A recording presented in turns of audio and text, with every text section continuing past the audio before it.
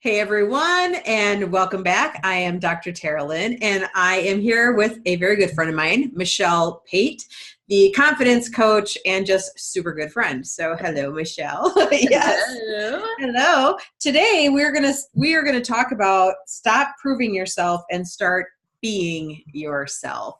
So, first of all, Michelle, let everyone know what you do.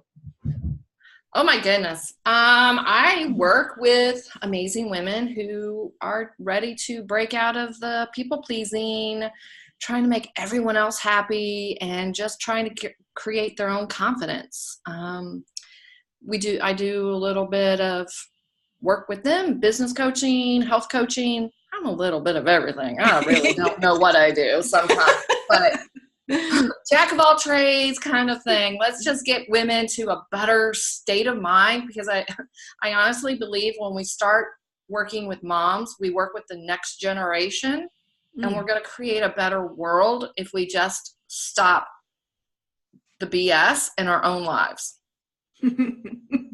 I'm like, ooh, let's talk about the BS in our own lives. Yeah, let's do it. I mean, Let's, isn't it crazy? And then you think, oh, I've got it all together. And then you look back and you're like, what was that? I have, right, exactly. And I think I probably had, I would say, more confidence when I was in my 20s than I did when I was in my 40s. Yeah. Oh, absolutely. hmm I But mean, I think that probably had to do with like having kids then and stuff. Like after you have kids and things, like you start questioning everything, you know? right. Yeah, I'm doing it all wrong. I'm going to really mess up other people's lives now, you know? And it's so crazy because as moms, we're telling other moms, you're messing up everyone's life. Do it my way.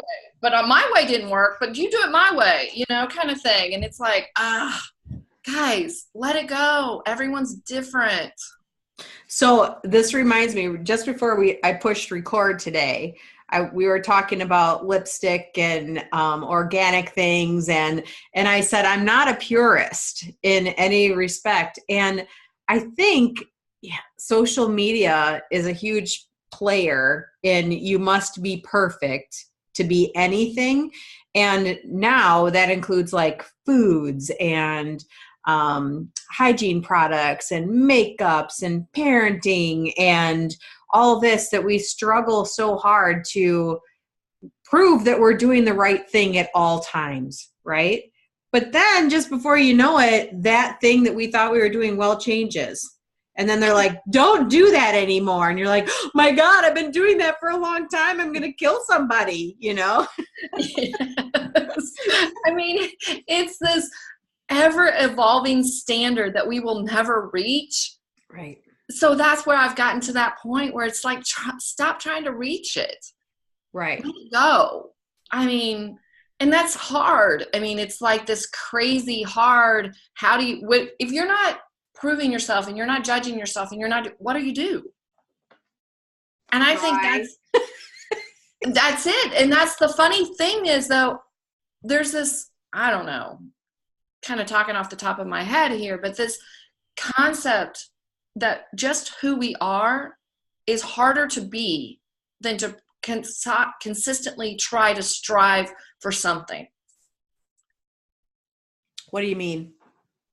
I think I think the concept, if I say just be yourself, people are like, okay, and then they go, who What am is I? that? Yeah, right. What does that mean What exactly? does that mean? How do I mean, I've been challenged to do this and I challenge other people to do this sometimes. Write out what you want in life. And they're like, I don't know. I don't know what I want. I'm just trying to get through today and I need to do better and I need to do this and I need money and I need this. And it's like, why do you need money? Because society tells us we need this money. Society tells us if I have this, I'll be happy, but maybe not. What is it you really want?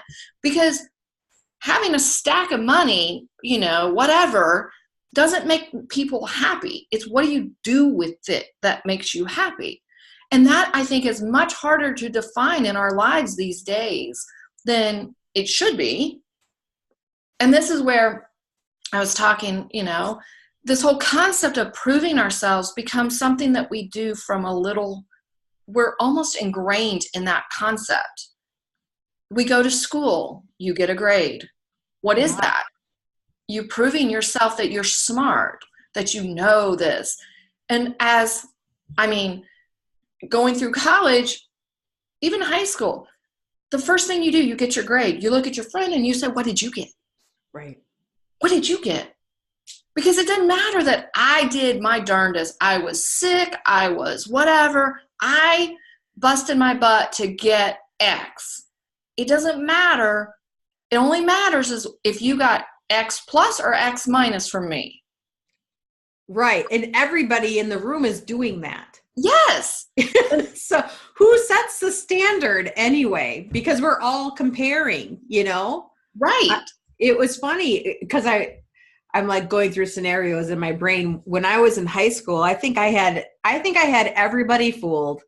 And if you're a classmate of mine and you're watching or listening to this podcast, I had everybody fooled thinking that I was one of the smart kids, and I was not. I just didn't get involved in the comparison. Like, I knew that it was there. I compared because I would hear people comparing themselves like, oh, I got a 96 on that test. I got a 90, whatever.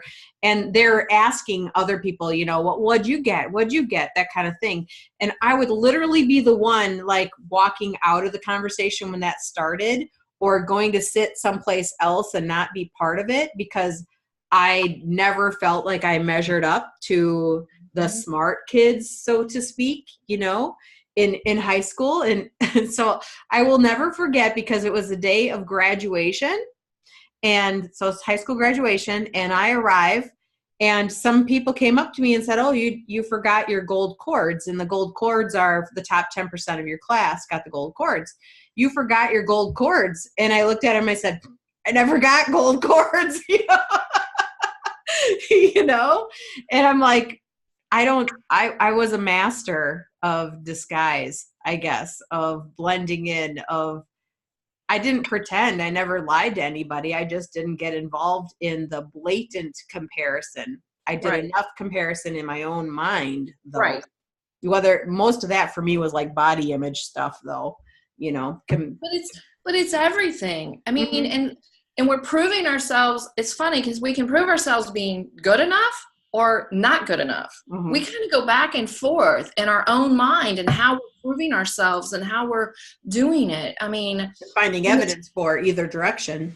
Yeah, because we can't just be who we are. We have to know where we fit in everything. Are we here? Are we there? Which is funny because it's exactly, and it's not even just comparison. I'm going to take that comparison to another ugly word, but it's really it even becomes about judging others. Mm-hmm. They're better than me. I'm better than them. And so we end up with this society that's always judging where we fit into society, and where, like, do we need to improve? Do we need to be better? Do we need to do this? Do we need to do that? And so almost every day, even to this day with social media and online entrepreneurs, how many posts did you make? Oh, you didn't make enough posts, so you're not going to get ahead. You're going to fall back. So you're proving, it doesn't matter what the message was. It's about how did you hit X? Did you hit this? Did you hit that? Did you use this picture? Did you use that picture? And it's like, guys, what if we just stop? And there's a sense of almost like doom that comes over me when you say that. I'm like, oh, what am I going to do? I got to hit my list. Like, look, here's my checklist. I got to check my checklist, because if I don't check my checklist, then what am I going to do? And who am I going to be now?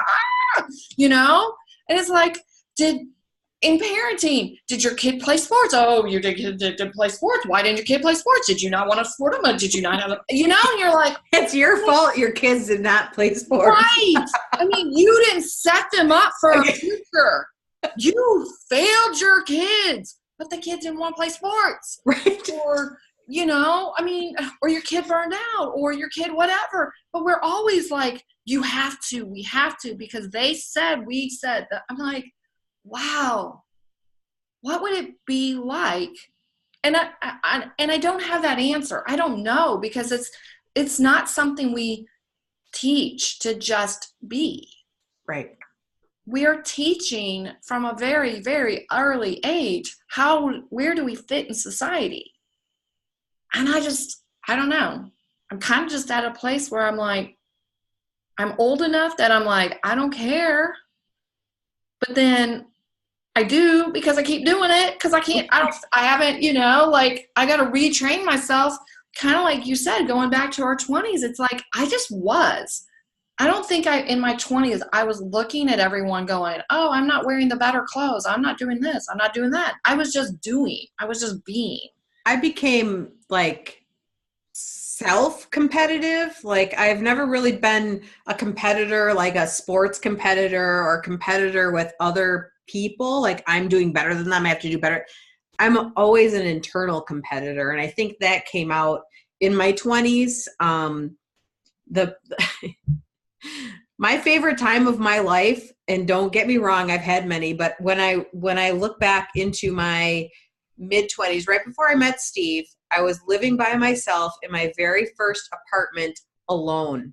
After graduated college, I had a little car payment. I drove a little Mustang. I had my little apartment, and I can still remember everything about that apartment because it was mine and it was small and my life was this big.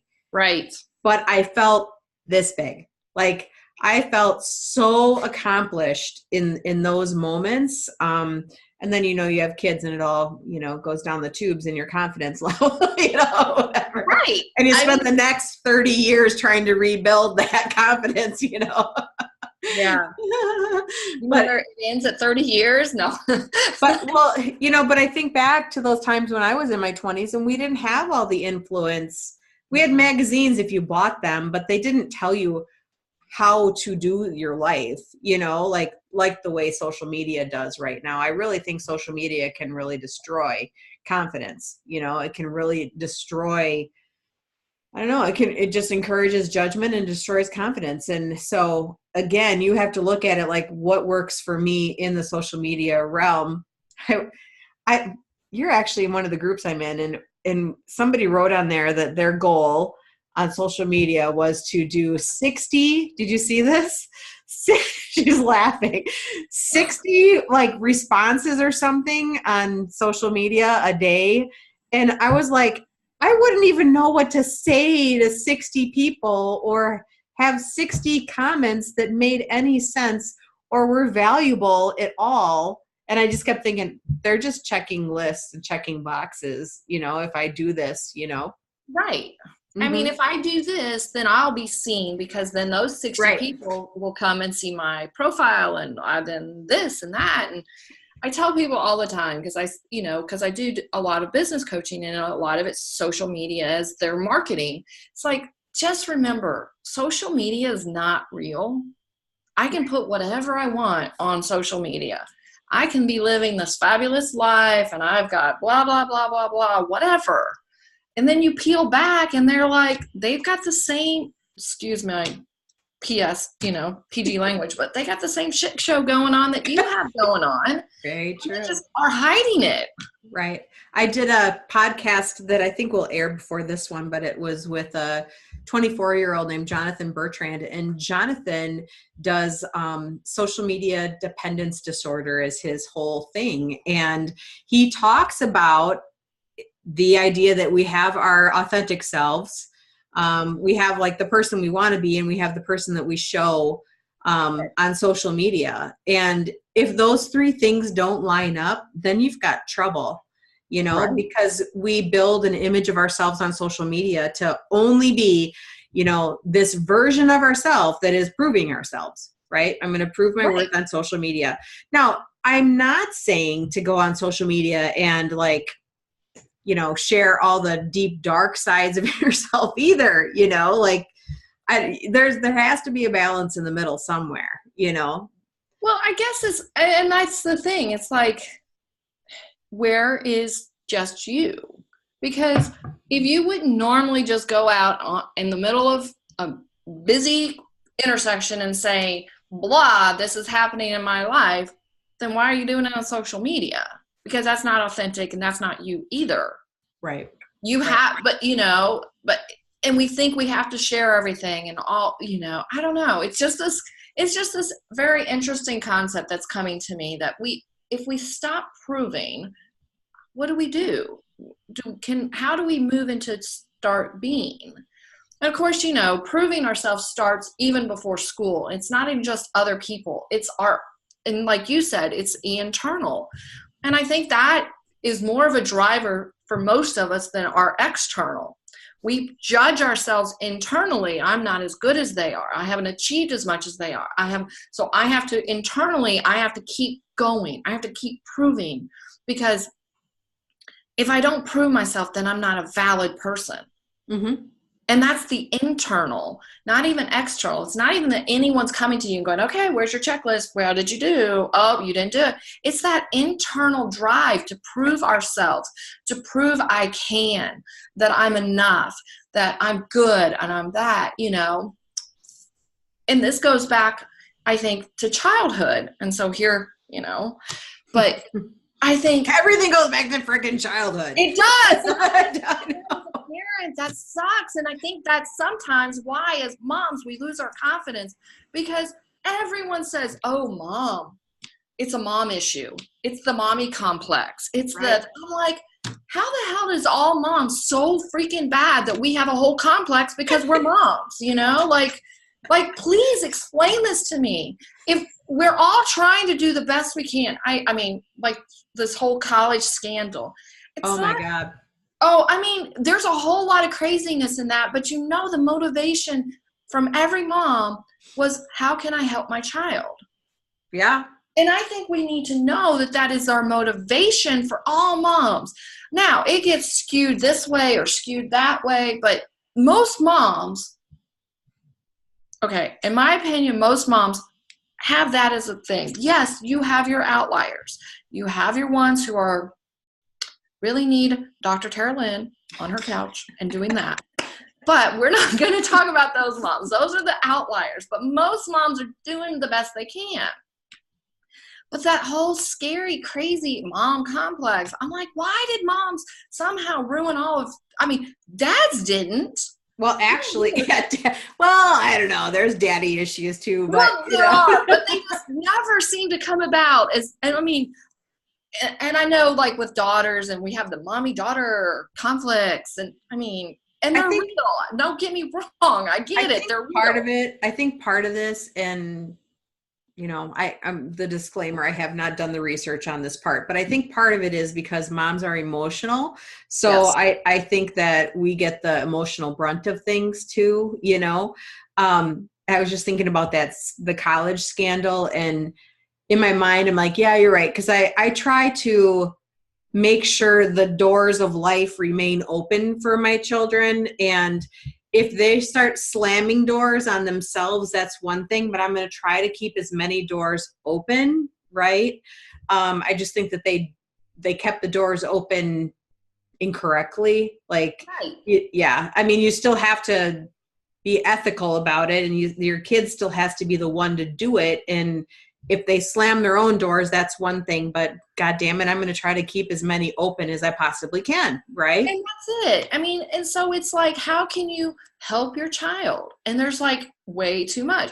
For me, I know people. So if I can say, hey, my son's looking, or my daughter's looking for that, yeah. Can you talk to them? That, again, I get that. That's somewhat of a sense of privilege that I have that ability to do that. Right. And I respect that. But I also don't want to be like, well, I'm not going to do that because that's using my privilege, right. That's now, again. When you set your kid's life up for them based on what you think they need, then it's a problem. Yeah. Right. Mm-hmm. But when they come to me and say, hey, do you know somebody who can help with this? I'm like, let me think. Mm-hmm. Right. And I'll say, like, I've done that, like, because we're moms and we think we know what's best, so I've, with my middle daughter particularly, I'm like, well, do you think you should try this, or here's this and here's that and here's that? And she's like, Mom, stop, and I'm like, I can't help myself. I have too much information that I know that I can give you, And it's so funny because I don't think our kids see us as that person because we're just mom. And I tell them this she'd probably be on a therapist couch going, my mom's so pushy, you know, she, And we're like, we're not pushy. We're just exactly. We're supportive. We're supportive. What's the difference? Exactly. I joke, I'm like, you know, my kids are going to end up on a therapist couch blaming me for everything too, you know. I think well, so. you know, it goes back to your mother. Natural thing, but Yeah. but it is. It's funny because we do want them to be themselves, and we're trying to encourage that. But at the same time, like, don't you see the danger in that road or the fallacy in that thinking? You know, use my wisdom and go this way. And I'm like, but you're 19 or 20 or 15 or whatever. It's like, you can't handle my wisdom at this right, point. Right. And the only reason I have the wisdom is because I made those mistakes. So therefore, I mean, in one sense, do I prevent you from having your own wisdom because I keep trying to help you not make those mistakes? Right. That's a whole nother story. But from a mom issue, you know, I tell all my clients, especially once I hit that teenage daughter, son, you know, and they're starting to get the backlash, I'm like, I wish someone had told me. So I tell everyone I can, the only reason you get that backlash is because you are their safe spot. You are the safe, I think even more than dads, I think moms are the safest place in the world for teenagers. Yeah, I agree. They can be, I'll say, not all moms, but right. Because no matter what you say or do, no matter how, you know, the words, I hate you, all these things, like, you are a safe enough person for them to do that with. I know that seems weird, right? Right. Like, yeah, because you'll be like still loving them tomorrow or still loving them 5 minutes from now, you know? Right. They can come back to you and go, Mom, or they say nothing and all of a sudden they're eating dinner at your table still. And you're like, right. Okay. Right. Exactly. Exactly. Can we move on? That was just, you know, like when I would get that, I hate you. And I'm like, well, I love you. Right. Come for dinner. Okay. I love you. Here's food for your belly. Exactly. Oh, yes, I do love you. I don't like this behavior, but I love you. I love you. Think that becomes for, you know, I don't know. That's a total tangent, but I think moms have to remember that the part of the reason we are that emotional, we get the emotion from them because we have the emotion and we bring it out. And we take it personally because we want our kids to love us at all times. Nothing ever bad that they don't like what we're doing, you know, but it's like, that's not reality either. Right. And it's okay. Well, I think it goes back to, they do love us at all times. They just don't like some things that we've said or done, you know, or putting down a boundary or a limit or a rule and enforcing it, you know, those things. But if you're only judging on proving yourself based on parenting and things like that, you're going to fall short all the time. There's no way to win the parenting game, if you will. There's no way to prove yourself as the world's best parent. Guess what? There's no trophy or prize for that anyway. So what are you doing? Right. You know? Nobody's going to show up at your door like the sweepstakes guy and say, guess what? You won. You can relax now. You won. I'd be like, what? I know. Nor is there any like annual evaluation. Like, hey, you did this really good. Keep doing this year, and that's going to work for your kids. I'm like, you know, it's kind of like there's a commercial, and it's like, well, here's the manual when she comes home that comes with her. I'm like, and the one mom looks at the other, you know, there's no manual. She's like, what? I'm like, yeah, wouldn't that have been nice? Just because you have multiples, I have two. It's like parenting one, parenting the other. You can't do the exact same either. No. So, you know, if you again, it's that proving. And oh, well, that mom. I mean, and these Pinterest moms, and I'm not being mean, but you know, where they make their peanut butter and jelly sandwiches into hearts, and they cut up the grapes to look like little. I'm like, because. So then what happens? Then your little kid comes home and they just got Uncrustables because you didn't have time, you know? I've given my kids Uncrustables. Oh, yes! Your kids still ate a peanut butter and jelly. They're both peanut butter and jelly.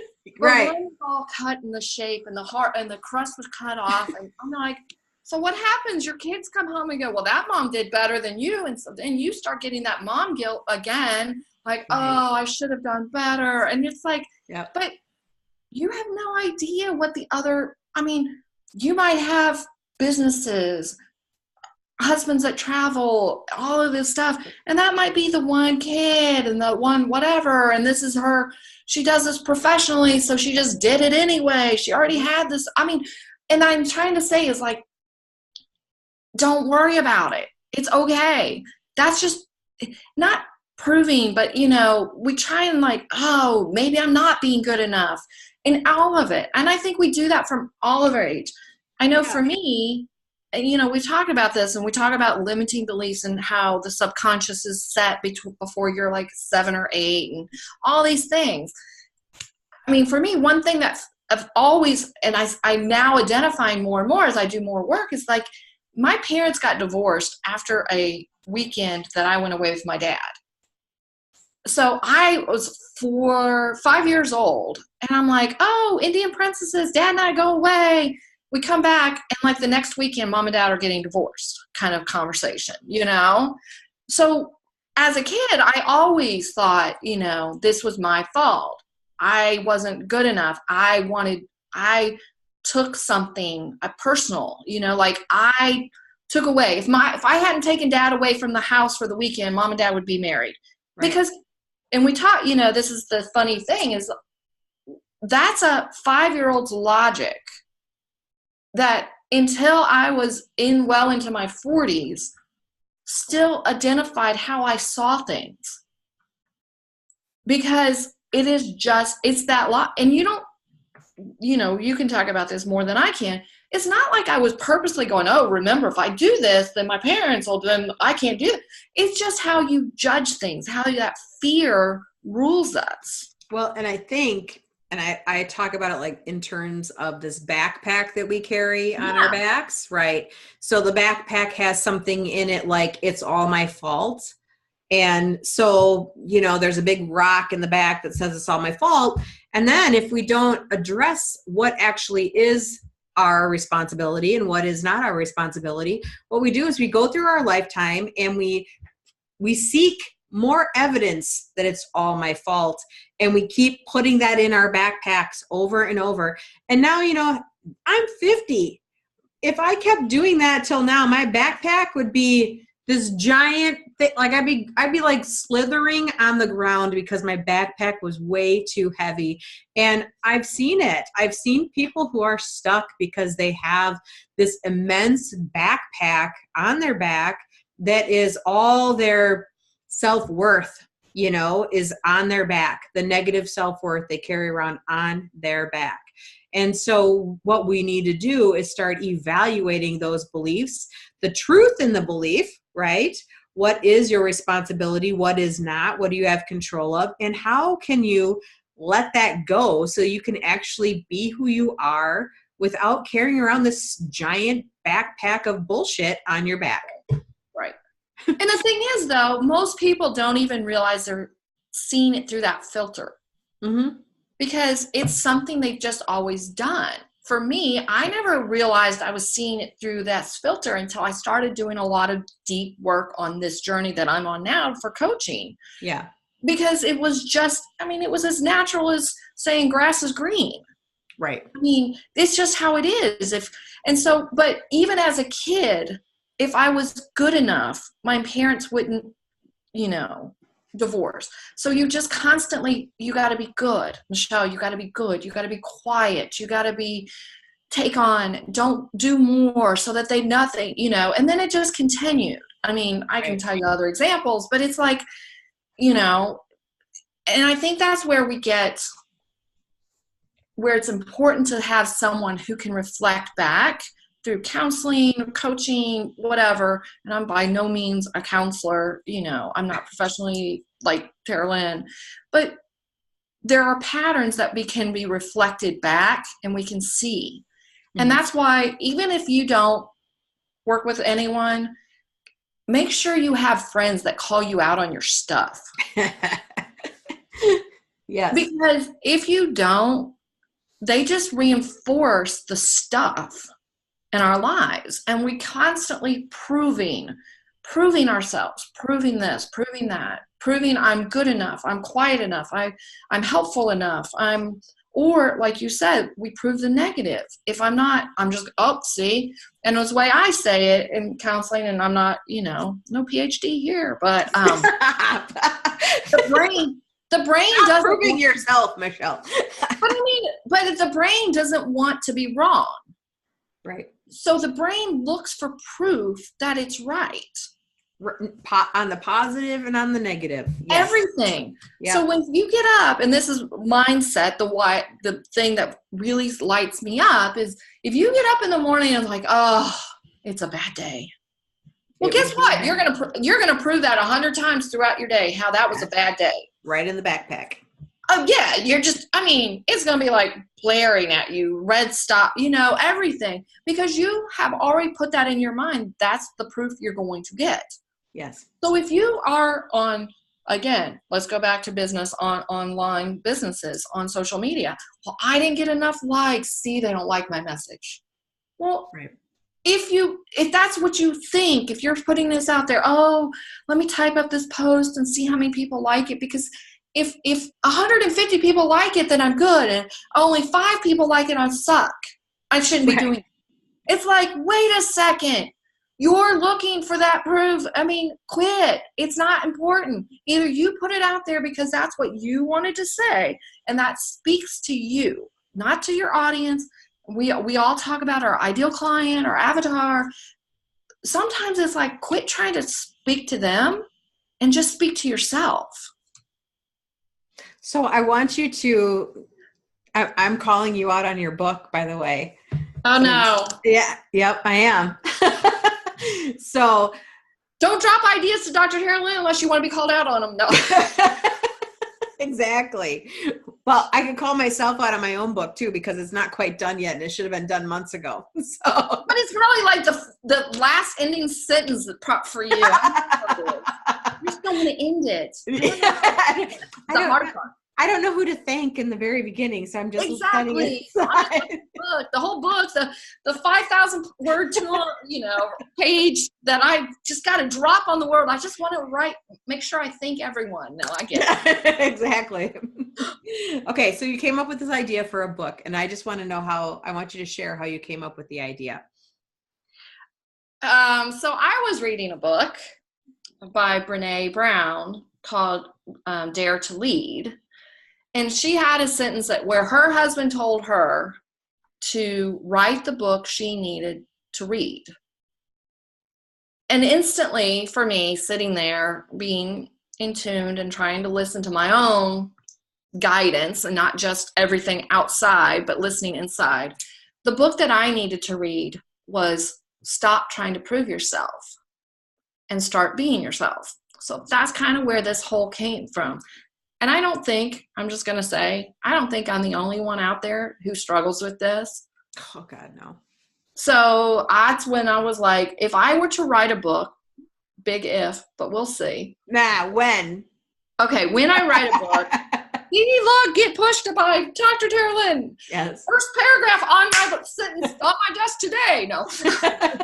Thank you, Dr. Tara Lynn, for pushing me on your podcast and making it official. Exactly. But that was the book, because I know, again, going back, listening to my own, doing this work and working with amazing coaches like Dr. Tara Lynn and others that in my life that have spoken to me, that I have a lot of baggage, had a lot of baggage, and still working through baggage to prove that I'm valid, to prove that I'm good enough, to prove that I can be loved. Let's just start the tears here. Right? But I think, and instead of trying to prove all of that, okay, so here's a little funny thing. When I had kids, I cleaned up my language. Yeah. Because I didn't want to embarrass my kids, because I went to a thing and some mom got mad. So I never cussed. I mean, you cannot cuss if you're a middle school mom. A good mom, right. If you're a good mom, yes. And I finally, and not that cussing is like making me, but over the last summer, I kind of dropped some of the final pieces of I'm trying so hard to make everyone like me. And I finally was like, I'm just going to if I say the F word, I say the F word. If I, say shit, I say shit, And it felt freeing to like no longer have to censor everything I do, everything I say. And it wasn't like, oh, you've lived 20 some years without saying it, because what I did it because I wanted to be a good girl. I wanted to be a good mom. I wanted this is what it requires to be a good mom. I got actually this is a whole nother story, but I moved in with my aunt and uncle and all this stuff from Indiana, which Midwest, yes, please, yes, thank you, to Tennessee, where it's yes, ma'am, yes, sir, I got an entire Sunday message on if your child could not say yes, ma'am, how they were going to hell. Oh, yeah. From my uncle in the pulpit to the entire thing, which was a small church. Only one person in this entire church didn't say yes, ma'am. That would have been. That was you. I mean, it's like, you're sitting there, he's preaching, kind of looking around, and then you kind of like look around and everyone's like, mm-hmm. Yeah. You're like, no judgment there, So everything I started learning to judge, if I needed to control what I said, then I told my kids, like, you can't cuss. Oh my God, no one will like you. This is how it works. And oh my gosh. And I finally I think that last bit for myself, a little bit of, I'm just going to really embrace who I am. And cussing is a part of it. And that's okay. And so my kids are now cussing more and more in front of me because I cuss back at them, and my kids are adults. I want this on the record. Again, you just judged yourself again. I did, but I mean, I'm a good mom. They're adults now. Yes. Yes. I mean, I'm not like cussing at my 5-year-old going, how you Right. Well, I think there's a distinct difference between cussing at someone and just having a swear word in your language. You know what I mean? There's a big difference there, but yeah. But that whole thing, that whole concept in that book of what would I need to read? And I think that's what I've been on this whole journey with coaching, is in confidence. And confidence is more for me, and when I'm a confidence coach, is more self-love coach. It's a self-love confidence, a confidence that you yourself can handle whatever situation and that you yourself are enough. And that's what I want people. And the answers are already inside you because you're already enough. Right. And that's the thing. It's like, I don't know, if we could just get to a place where we teach and learn and live, because we can teach it, people can learn it, but then they can go out and live it however they want. But to live from a place that as you are enough. That doesn't mean we don't always strive to do a little better. We don't strive to learn, that we don't strive. I'm not saying just where you are in life, hey, little 2-year-old, you're enough, don't grow up, don't do anything. That's not what I'm saying. But I'm saying even on weight loss challenges or exercise challenges or writing a book challenge that I just got challenged with, that to know that it's okay and to start from self-love instead of self-doubt or self-hatred. Or proof, like self-proof, like, yeah, it's okay to challenge yourself to do something different, right? But if you're doing it to prove that you're worth something or you're enough, then we crossed a line, right? Because I think it's okay to stretch, to try, to all these things, but it's the reason and the rationale behind what we're doing that is damaging often. Because let's say you had the weight loss challenge and you're like, because I'm going to do this to be enough because I want to go on a vacation and be enough in a bikini or whatever, and you don't get there. Now we are having like injuring ourselves with negative thoughts and things like that. We're injuring our confidence. So don't do something because it's you're trying to prove something different, prove Right. or enough. Do it because you want to challenge yourself to see what you're made of. Right. Do it to stretch and build and all of that. That builds confidence. I'd Right. rather do something and say, well, I did it and I did it, or I didn't do it, but I tried like hell, what I Right. mean, to do it. But it's because you want that result. Right. Exactly. Speaking of, the challenge around weight loss and all. So 2015, I went to a live event with a bunch of health coaches. Oh, And God. so I jumped on, I was exercising like crazy. Oh, And yeah. Terilyn and I know, neither of our knees are the best knees. I actually had all the cartilage removed in my knees. So Oh, I'm wow. like, there's a certain amount of like, yeah, I can't do this, but I was doing squat. I mean, hey, if my knees swelled up and I couldn't walk, I didn't care because I was going to be fit for these, Right. because I needed to prove that I fit in with health coaches. Yeah. Because I couldn't go in and be the chunky monkey that I felt like I was. And, and I going in with all these, oh, you're this. Oh my God. I'm like, ah. And I worked out 6 weeks, 8 weeks before that event. I mean, every single day I was just, I came back from that event. I never worked out on that video series again. I didn't want to do that. It wasn't No. But I proved myself that I fit in with health coaches. Yeah. And then I went back and I did, and that's the thing. It's like, well, what if I had just gone in and been me? Yes, I might have exercised, but I probably wouldn't have done that kind of exercise. And I would have found more satisfaction in it. And I would have continued it instead of going home and going, I done. Did it and done. You're out of here. And that's the thing. It's like, that's that proving versus being. I'm like, I'm not a hit the exercise kind of person every day. But when I come from a place where I need this because it makes me feel better, then I can give myself grace to say, today I didn't sleep. I'm not going to feel better. I'm just going to possibly injure myself. But when I come from a place where I've got this goal, I got to prove myself, even the bikini. I got to prove I can be on the beach in a bikini.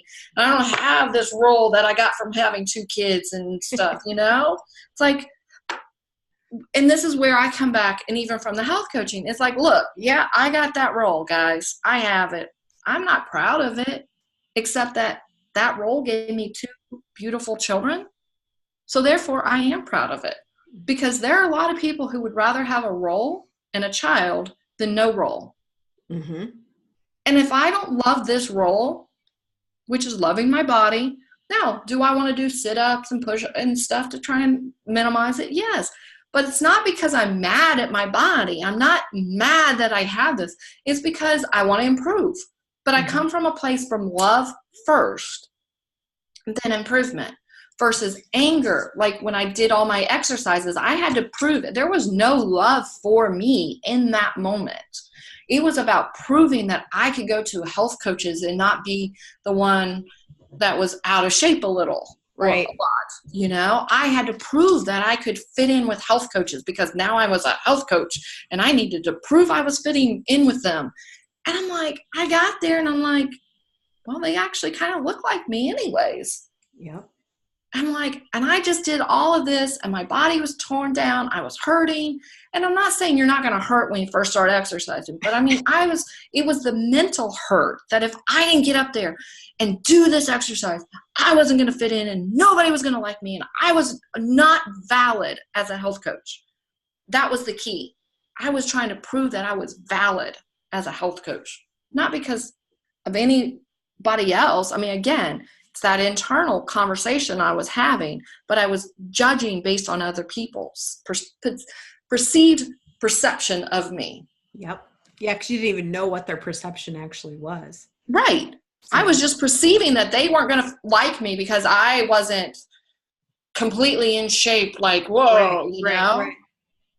So, all right. So give us a last word of positive advice. We're almost out of time here, and I don't want it to shut us off last minute. So give one word of positivity, and then we will wrap her up. I guess my word of positivity for every person out there, moms, no mom, new mom, old mom, whatever, guys, the answer is already inside you. Just listen, because you are enough. And what you have is a gift to this world. So share it by listening to who you are inside, and don't worry about what other people think. Awesome advice. Well, thank you so much again for being here with me. It's always fun. We could go on for days. Yeah. She'll be back on again, everyone. Don't worry about it. All right. So this is Michelle Pate, and you can find her at mpate.com. So mpate.com. That'll be in the show notes, as will all of her social media handles. And feel free to follow her on all social media. Thanks. All right. Yeah. All right. We'll take care of Michelle. We'll talk soon. Thank you. Yep. Bye.